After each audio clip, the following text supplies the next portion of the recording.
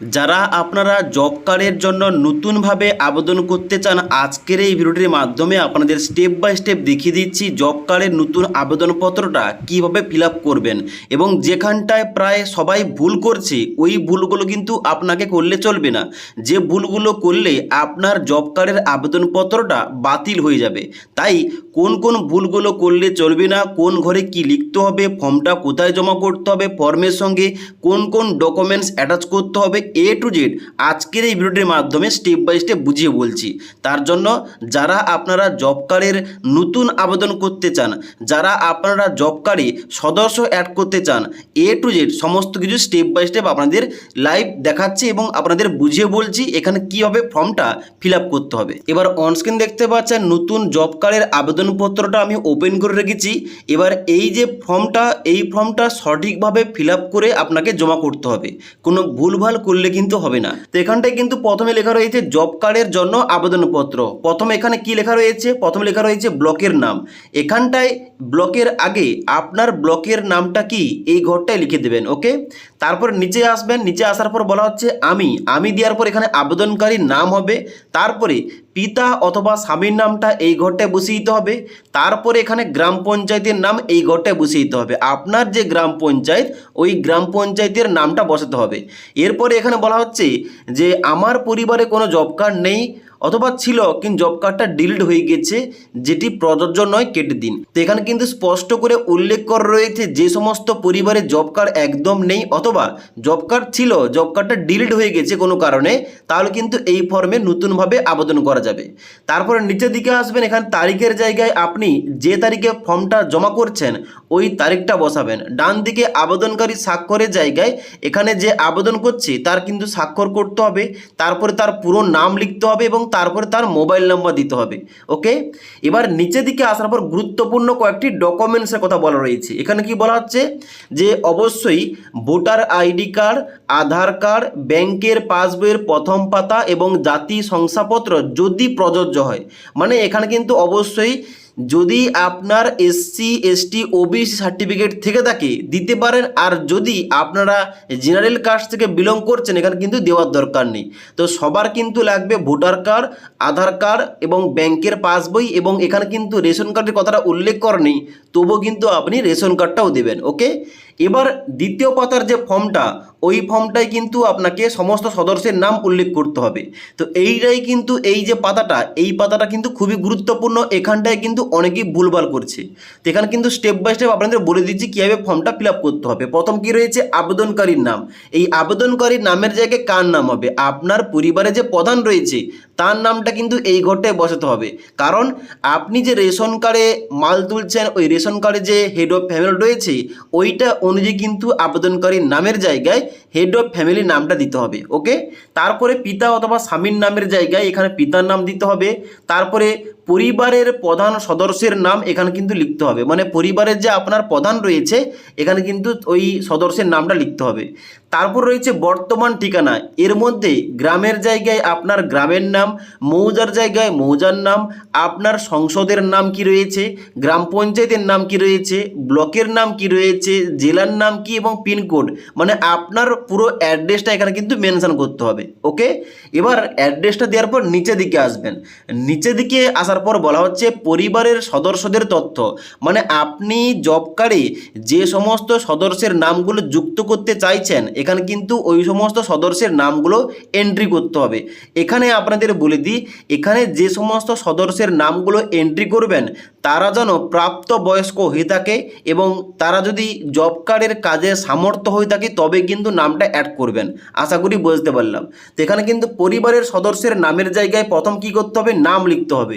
তারপরে ওই ব্যক্তির মানে যার নাম দিয়েছেন এখানে কিন্তু ডান দিকে জন্ম তারিখ দিতে হবে। তো প্রথম ঘরটায় কার নাম লিখবেন, যে আবেদনকারী আবেদন করছে তার নামটা কিন্তু লিখতে হবে, তার এখানে জন্ম তারিখ, তারপরে তার এখানে লিঙ্গ কি রয়েছে, পুরুষ নাকি স্ত্রী, এখানে কিন্তু এই ঘটে লিখতে হবে। তারপরে আপনি এসসি এসটি ওবিসি নাকি জেনারেল, এখানে কিন্তু কাস্টের ক্যাটাগরি নামটা উল্লেখ করতে হবে। তারপর রয়েছে ভোটার কার্ডের পুরো নাম্বার, মানে আপনি যে আবেদন করছেন, যে আবেদনকারী, আপনার নামটা লেখার পর ডান দিকে কিন্তু এখানে ভোটার কার্ডের নাম্বারের জায়গায় ভোটার আইডি কার্ডের নাম্বারটা বসিয়ে দিতে হবে। আধার কার্ডের নাম্বারের জায়গায় আধার কার্ডের নাম্বার বসাতে হবে। আধার কার্ডের সঙ্গে সংযুক্ত মোবাইল নাম্বার, মানে আপনার আধার কার্ডের সঙ্গে যে মোবাইল নাম্বারটা লিঙ্ক রয়েছে এই ঘরটায় ওই নাম্বারটা বসাবেন, মোবাইল নাম্বারটা। এবং ডান দিকে বলা আছে ব্যাংকের তথ্য, যেখানে আপনাকে ব্যাংকের নাম, আইএফএসসি কোড, ব্যাংক অ্যাকাউন্টের নাম্বার কিন্তু লিখতে হবে। এইভাবে এখানে কিন্তু পরিবারের সদস্যদের মধ্যে আপনি জব কার্ডে যাকে তুলতে চাইছেন নামটা, এখানে কিন্তু প্রত্যেকের নাম এইভাবে নাম, জন্ম তারিখ, পুরুষ নাকি স্ত্রী, এসসি এসটি ওবিসি নাকি জেনারেল, ভোটার কার্ডের নাম্বার, আধার কার্ডের নাম্বার, আধার লিঙ্ক, মোবাইল নাম্বার এবং অ্যাকাউন্টের তথ্য, এইভাবে কিন্তু আপনি স্টেপ বাই স্টেপ অ্যাড করে নেবেন। ওকে, এবার নিচের দিকে আসবেন। নিচের দিকে আসার পর এখানে বলা হচ্ছে আবেদনকারী স্বাক্ষর। এই আবেদনকারী স্বাক্ষরের উপর এখানে কিন্তু অবশ্যই স্বাক্ষর কিংবা সিগনেচার করতে হবে। এবার আবেদনকারী স্বাক্ষরটা হয়ে যাওয়ার পর নিচের দিকে আসতে হবে। এখানে কিন্তু এই যে ঘরটা, এটা কিন্তু আপনি ফিল আপ করবেন না। এখানে যে কর্মচারী এখানে ফর্মটা জমা নেবে সে কিন্তু এখানে সিলমোহর দেবে। সিলমোহর দেওয়ার পর এখানে কিন্তু লিখে এইখানে কিন্তু আপনাকে এই রিসিপ্টটা দেবে। ওকে, এবার 3 নম্বর একটা ফর্ম রয়েছে যেটা কিন্তু ফিল আপ করা অবশ্যই বাধ্যতামূলক। এই ফর্মটা ফিল আপ না করলে কিন্তু আপনার জব কার্ডটা হবে না। 3 নম্বর ফর্মটা হচ্ছে আধার কনসেন্ট ফর্ম। এই ফর্মটা আপনাকে ফিল আপ করতে হবে। এখানে কিন্তু ইংরেজিতে এবং বাংলাতেও দেওয়া রয়েছে, আপনাদের বাংলাতে রেখে দিচ্ছি। এখানে বলা হচ্ছে আধার সংক্রান্ত সম্মতিপত্র। এবার এখানে আমির পর এখানে কিন্তু আবেদনকারীর নামটা লিখতে হবে। তারপরে বলা রয়েছে আমার জব কার্ডের নাম্বার। যেহেতু আপনি নতুন আবেদন করছেন এখানে কিন্তু জব কার্ডের নাম্বারটা দেওয়া দরকার নেই। তবে যাদের আপনাদের বাড়িতে জব কার্ড ছিল, জব কার্ডটা ডিলিট হয়ে গেছে, তাহলে কিন্তু অবশ্যই আপনার ওই পুরনো জব কার্ডের নাম্বারটা, মানে ডিলিট হয়ে যাওয়া জব কার্ডের নাম্বারটা, ওই নাম্বারটা এই ঘরে বসিয়ে দেবেন। এবং তারপরে আধার নম্বরের ঘরে এখানে কিন্তু অবশ্যই আপনার আধার কার্ডের নাম্বারটা বসিয়ে দেবেন। বসিয়ে দেওয়ার পর নিচের দিকে আসবেন। নিচের দিকে আসার পর যে আবেদন করছে তার নাম লেখার পর উপরে কিন্তু এই ঘরটায় আপনাকে স্বাক্ষর করতে হবে। তো এই যে ফর্মটা 3 পাতার ফর্ম, এই 3 পাতার ফর্মটা কিন্তু আপনাকে এইভাবে সঠিকভাবে ফিল আপ করতে হবে। এবং ফিল আপ করার পর এখানে কিন্তু আপনাকে একটা রিসিপ্ট দেওয়া হবে, যে রিসিপ্টটা আপনাকে গুছিয়ে রাখতে হবে। এবং পরবর্তীতে এখানে কিন্তু আপনাকে অনলাইনে চেক করতে হবে আপনার নামে জব কার্ডটা ইস্যু হয়েছে কিনা। এবার আপনাদের একটা কথা বলে দিই, এই যে ফর্মে মানে 2 নম্বর পাতার যে ফর্মটা রয়েছে পরিবারের সদস্যদের নামটা অ্যাড করার জন্য, এই ঘরগুলোতে আপনি যতজন সদস্যের নাম অ্যাড করেছেন প্রত্যেকের আধার কার্ড, প্রত্যেকের ভোটার আইডি কার্ড, প্রত্যেকের রেশন কার্ড, প্রত্যেকের ব্যাংক অ্যাকাউন্ট এবং তার সঙ্গে সঙ্গে এখানে কিন্তু মোবাইল নাম্বার, মানে আধার কার্ডের সঙ্গে যে লিঙ্কটা রয়েছে মোবাইল নাম্বার, ওই মোবাইল নাম্বারটা কিন্তু বসিয়ে দেবেন। তো এইগুলো কিন্তু জেরক্স করে যে যার ডকুমেন্টসে সে কিন্তু নিজে স্বাক্ষর করবে। মানে আপনার আধার কার্ডে আপনি আধার কার্ডে কিন্তু স্বাক্ষর করবেন, আপনার সিগনেচার। আপনার হয়তো স্ত্রী জমা করছে আধার কার্ডটা, তাহলে কিন্তু আধার কার্ডের নিচে, ভোটার আইডি কার্ডের নিচে, ব্যাংক অ্যাকাউন্টের নিচে এখানে স্বাক্ষর করতে হবে জেরক্স করে। ওকে, এবং প্রত্যেকের এখানে কিন্তু ডকুমেন্টসের নিচে স্বাক্ষর করা থাকবে। সমস্ত ডকুমেন্টসগুলো এই ফর্মের সঙ্গে অ্যাটাচ করে আপনাকে জমা করতে হবে। ফর্ম জমা দেওয়ার আগে আপনাদের একটা কথা বলে রাখি, এখানে ফর্মের সঙ্গে যাবতীয় ডকুমেন্টস যে অ্যাটাচ করছেন, আপনি যে সমস্ত পরিবারের সদস্যদের নামগুলো অ্যাড করেছেন প্রত্যেক সদস্যের 1 কপি করে পাসপোর্ট সাইজের ছবি একটা খামের মধ্যে ঢুকে ওই খামটা কিন্তু এই ফর্মের উপরে কিন্তু অ্যাটাচ করবেন। ওকে, কারণ জব কার্ড ইস্যু হলে কিন্তু ওখানে ফটোটা কিন্তু মারাতেই হবে, তার জন্য কিন্তু ফটোটাও কিন্তু এর সঙ্গে দেবেন।